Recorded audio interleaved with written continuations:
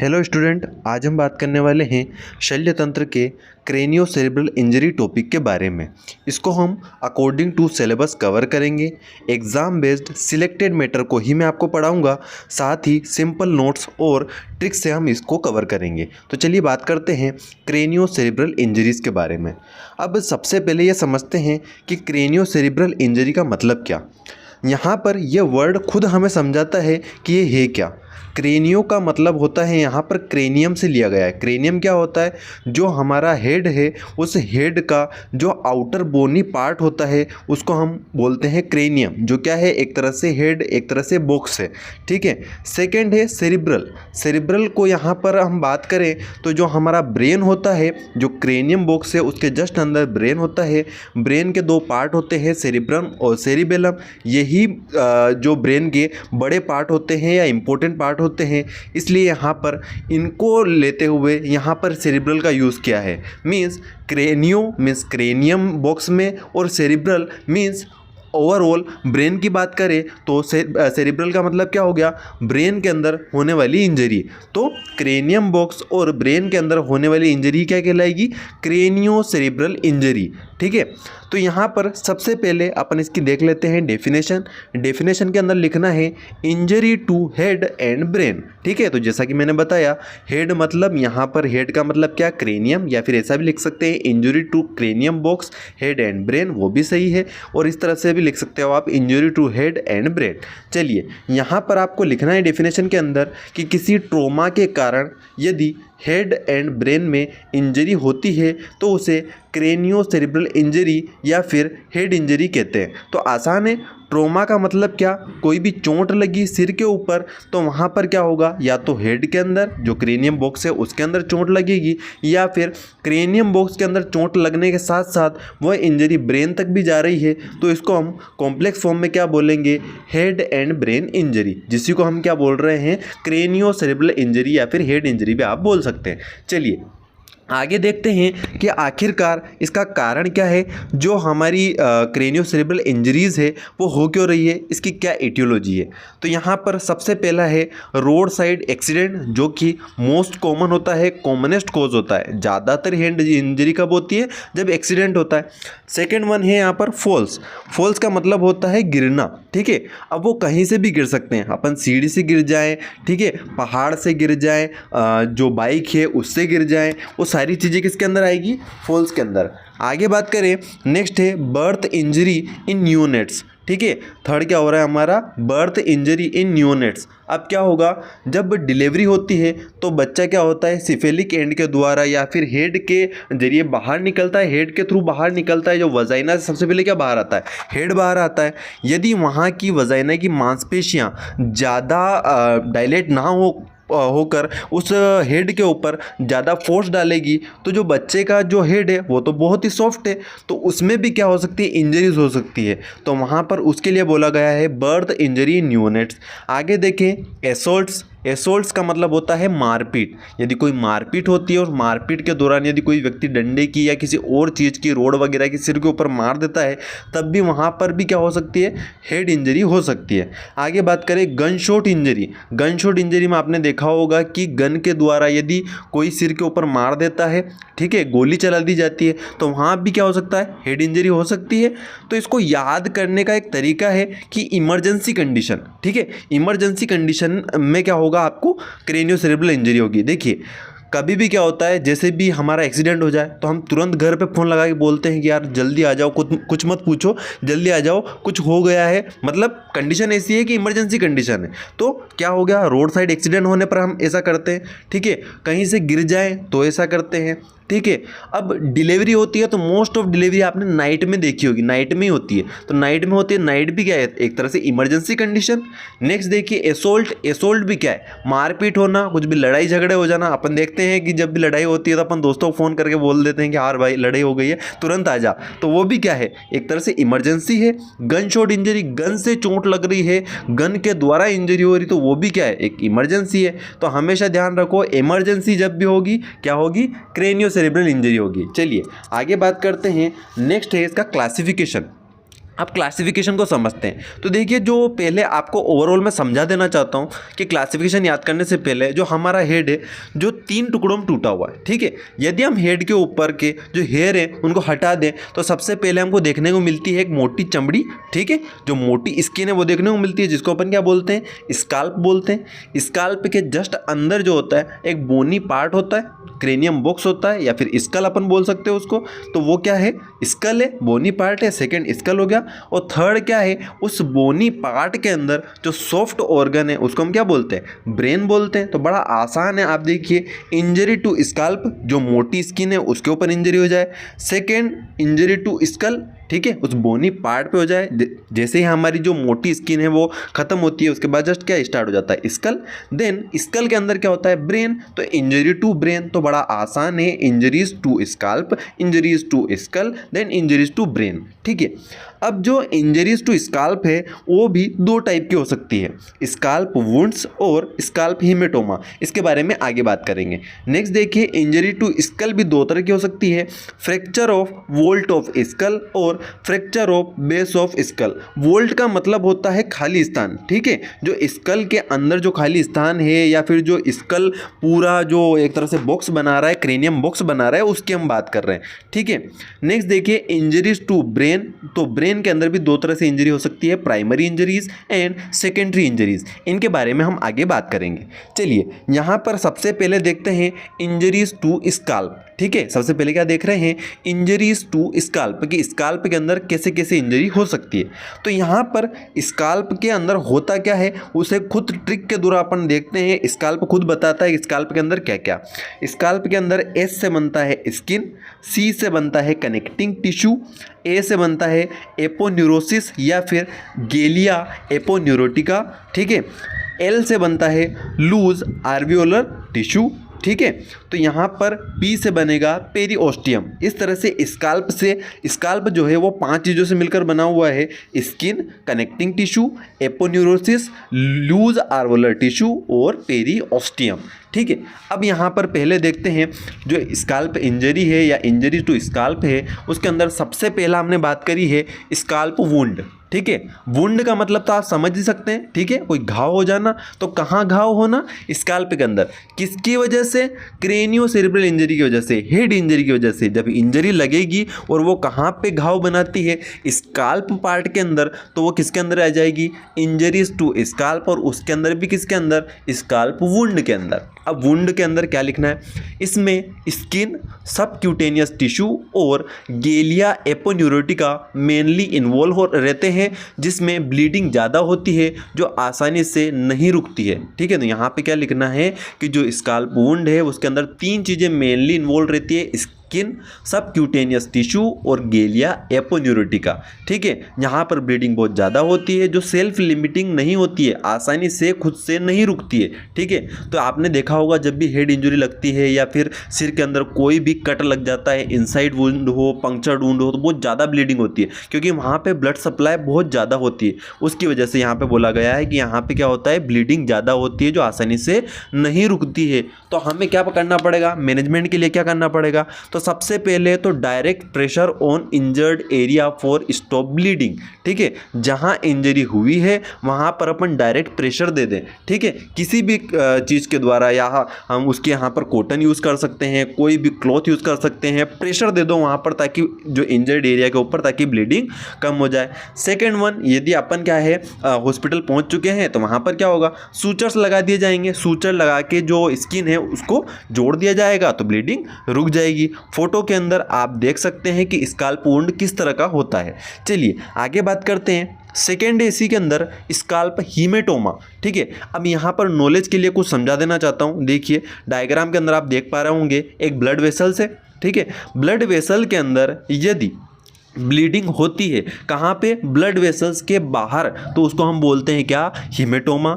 Second, यदि जो blood vessels है उसके अंदर ब्लीडिंग होती है और वह क्लॉट के रूप में जम जाती है तो उसको हम बोलते हैं थ्रोम्बस। और यदि वही थ्रोम्बस यदि ब्लड वेसल्स के अंदर सर्कुलेट हो जाता है तो उसको बोलते हैं एम्बोलस। ठीक है, इसको विशेष रूप से ध्यान रखें नॉलेज के लिए, इसलिए आपको बताया है कि ब्लड वेसल्स के बाहर हुआ ब्लीडिंग और क्लॉट जम गया तो हेमेटोमा, अंदर जमा तो थ्रोम्बस, यदि सर्कुलेशन में चला गया तो उसको क्या बोलेंगे, एम्बुलस। तो यहाँ से एक चीज़ तो क्लियर हो गई है, haematoma, scalp haematoma means scalp के अंदर जो ब्लड वेसल्स हैं उसके बाहर यदि ब्लीडिंग होकर कोई क्लॉट जम जाता है तो उसको हम क्या बोलेंगे, स्काल्प हीमेटोमा बोलेंगे। तो देखिए आपने देखा होगा कि जब कभी हम बचपन में छोटे रहते हैं या अभी भी क्या होता है कि कोई भी चोट हमें लग जाती है, वो भले लोहे की चीज़ की हो, कहीं हम वॉल के टकरा जाते हैं तो अचानक से क्या होता है, सिर के अंदर एक उभार सा हो जाता है जिसके अंदर पेन होता है, स्वेलिंग आ जाती है, तो वही क्या एक तरह से वो हीमेटोमा है। ठीक है, तो यहाँ पे लिखना है कि हेड संबंधित ट्रॉमा होने से यदि स्काल्प में उभार आ जाता है तो वह स्काल्प हीमेटोमा कहलाता है। सिंपल सी चीज़ है कि हेड से संबंधित कोई चोट लगी तो स्काल्प में उभार आ जाता है, जैसे कि मैंने आपको बताया अभी, जिससे क्या होता है, ब्लड वेसल रप्चर होने से ये होता है। तो ये होता क्यों है, तो ब्लड वेसल्स के रप्चर होने से। तो वो तो मैंने बता ही दिया कि जैसे ही ब्लड वेसल्स रप्चर होगी उसके अंदर ब्लीडिंग होगी outside of the blood vessel तो क्या बोलेंगे उसको हम, हीमेटोमा। ठीक है, यह कॉमनली हेड ट्रॉमा और डिलीवरी के दौरान इंजरी होने से होता है। तो एक तो हमने देख लिया हेड ट्रॉमा, कोई भी हेड से रिलेटेड चोट लगेगी तो होगा ही सही। और सेकेंड क्या हुआ, जैसे कि हमने बीटीलॉजी के अंदर पढ़ा था कि बर्थ के दौरान जब डिलीवरी हो रही है उस दौरान क्या होता है, यदि वजाइना की जो मसल्स रहती है वो डायलेट प्रॉपर रूप से नहीं होती है तो एक प्रेशर क्रिएट करती है किसके ऊपर, जो नियोनेट है, जो बच्चा है उसके हेड के ऊपर, तो वहाँ भी हमें क्या देखने को मिल सकता है, हीमेटोमा देखने को मिल सकता है।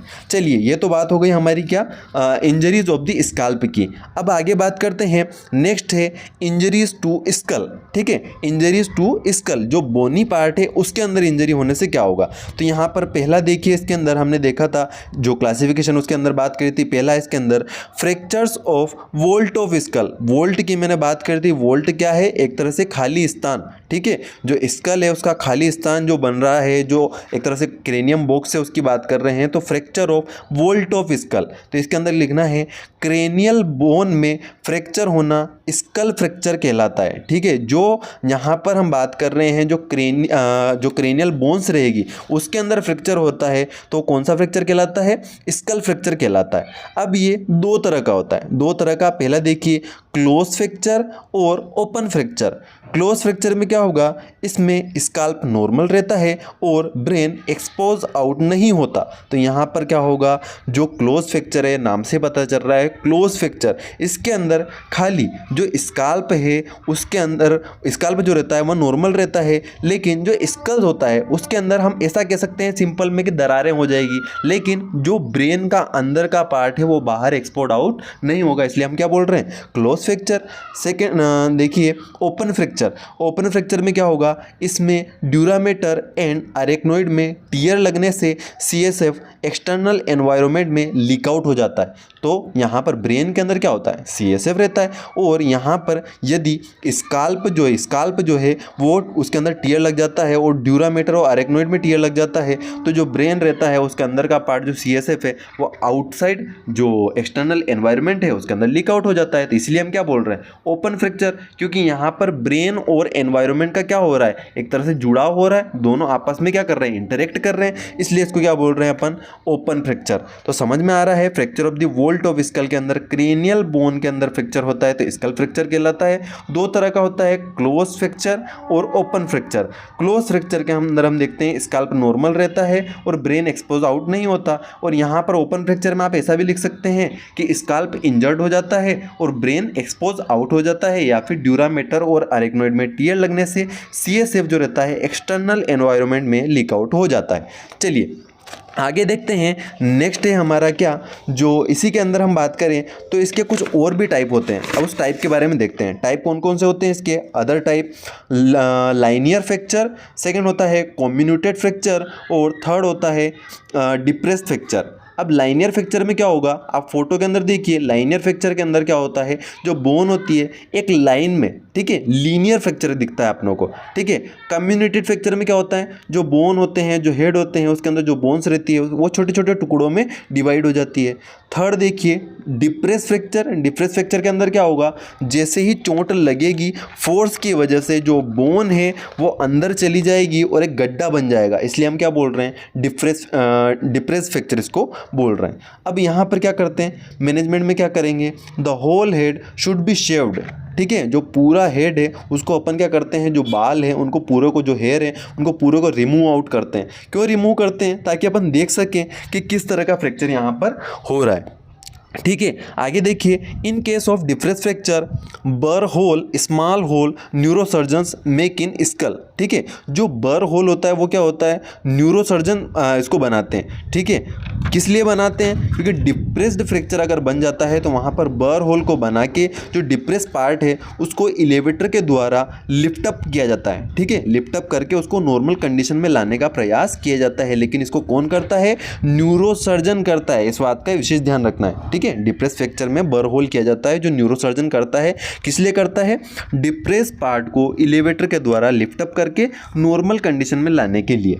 चलिए आगे बात करते हैं, नेक्स्ट है fracture of base of school, ठीक है। अब क्या बात कर रहे हैं अपन, बेस ऑफ स्कल के अंदर फ्रैक्चर, तो ये जो होता है ये भी डिवाइडेड होता है अगेन 3 टाइप में, ठीक है।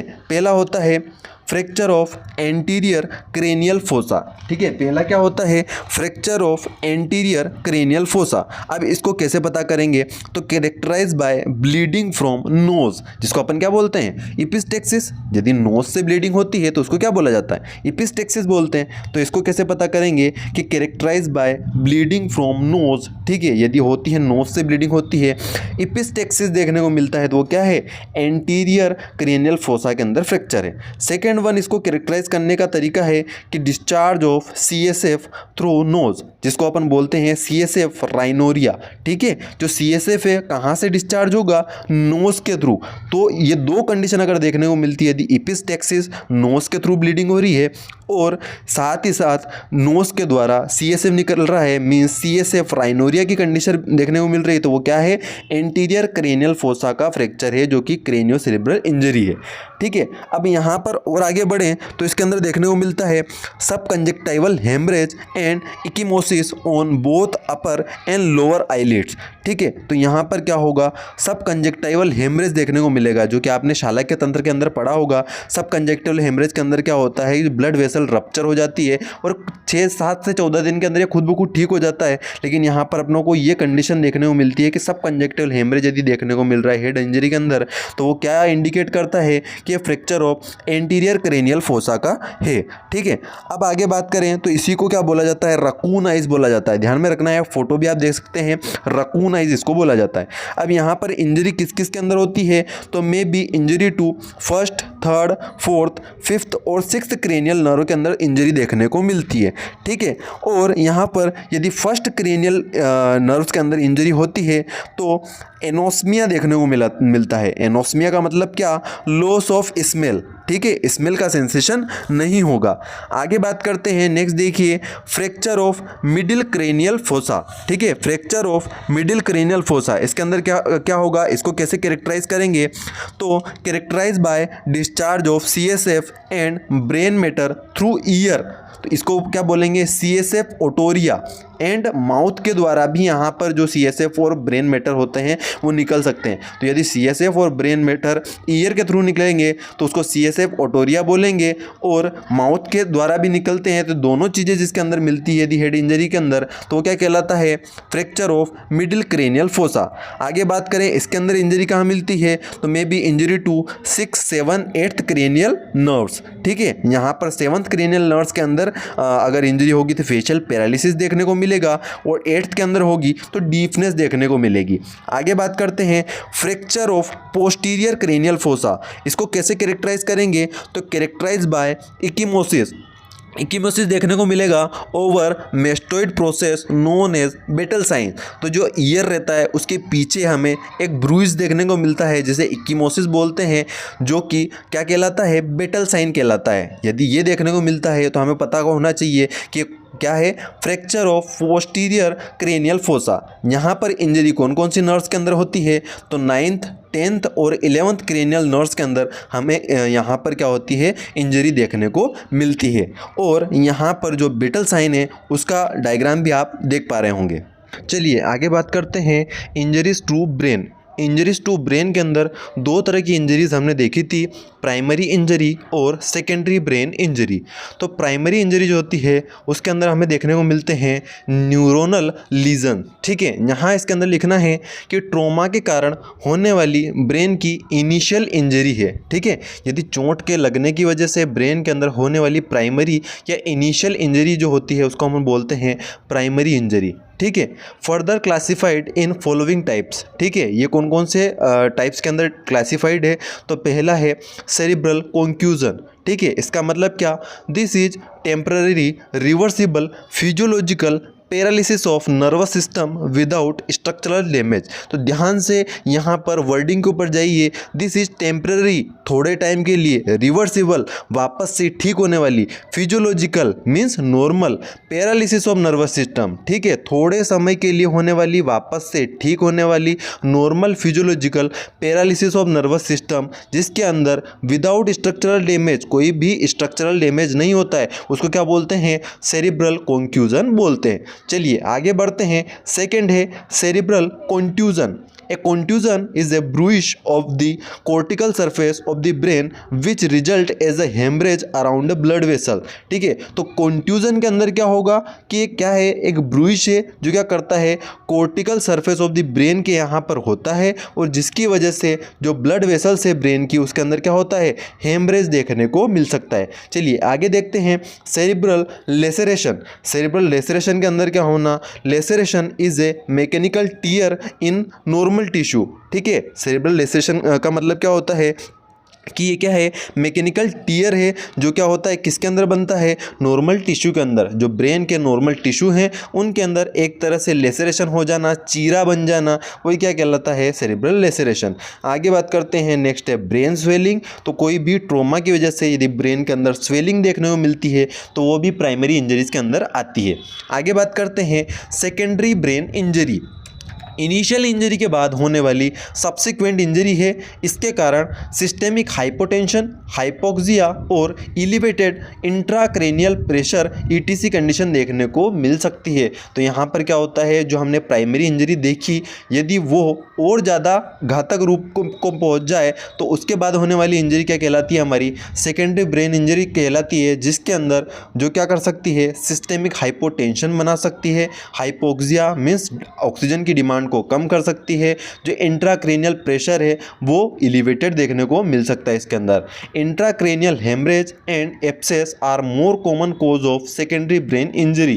तो इंट्राक्रेनियल हेमरेज मीन्स जो हमारा इंट्राक्रेनियल एरिया है, सॉरी जो हमारा ब्रेन है उसके अंदर यदि हेमरेज हो जाता है तो उसको हम बोलते हैं इंट्राक्रेनियल हेमरेज। तो यदि इंट्राक्रेनियल हेमरेज हो गया या फिर ब्रेन के अंदर कोई एब्सेस बन गया है तो वो क्या करता है, सेकेंडरी ब्रेन इंजरी को कोज कर सकता है। आगे देखिए, इंट्राक्रेनियल हेमरेज जो होता है, जो ब्रेन के अंदर होने वाला हेमरेज रहता है, दो टाइप का होता है, सबड्यूरल हेमरेज और एक्स्ट्राड्यूरल हेमरेज। चलिए आगे बात करते हैं। नेक्स्ट है क्लिनिकल एग्जामिनेशन ऑफ क्रेनियोसेरेब्रल इंजरी। ठीक है, हम एग्जामिन कैसे करें कि किसी व्यक्ति को क्या है, क्रेनियोसेरेब्रल इंजरी है।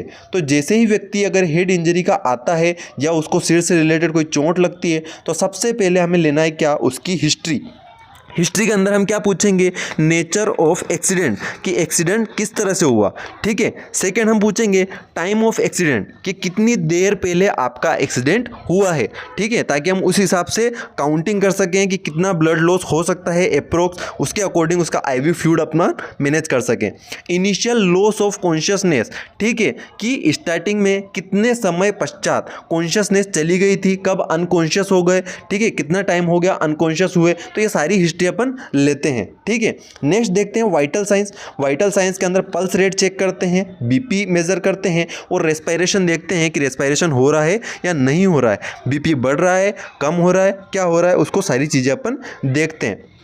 नेक्स्ट है पैरालिसिस। पैरालिसिस देखना है अपनों को, opposite side of the body में होता है और डिसेंडिंग ऑर्डर में होता है, पहले फेस में, देन अपर लिम्ब में, देन लोअर लिम्ब में होता है। यदि हेड इंजरी हुई है तो क्या होता है, opposite side of the body में क्या होता है, क्या देखने को मिलता है अपनों को, पैरालिसिस देखने को मिल सकता है, जो कैसा होता है, डिसेंडिंग ऑर्डर में होता है, पहले फेस पे होता है, फिर अपर लिम्ब पे होता है, देन लोअर लिम्ब में होता है। साथ ही बात करें टेम्परेचर की, तो टेम्परेचर क्या होता है, टेम्परेचर यहाँ पर हमें इंक्रीज देखने को मिलता है क्योंकि इंट्राक्रेनियल प्रेशर भी यहाँ पर इंक्रीज हो जाता है। आगे बात करें जनरल एग्जामिनेशन की, तो जनरल एग्जामिनेशन में हम देखते हैं scalp wound, ENT bleeding, CSF leak कहाँ से हो रहा है, बेटल साइन देखते हैं, अदर बॉडी इंजरीज भी देखते हैं। तो ये हम इंजरी के अंदर पढ़ के आए हैं, स्काल्प वुंड होगा तो स्काल्प इंजरी के अंदर चला जाएगा, ईएनटी से ब्लीडिंग हो रही है तो वो यहाँ पर अपनों को देखने को मिल जाएगा कि वो कौन सी इंजरी हो रही है, एंटीरियर क्रेनियल फोसा से हो रही है, मिडल से हो रही है, पोस्टीरियर से हो रही है।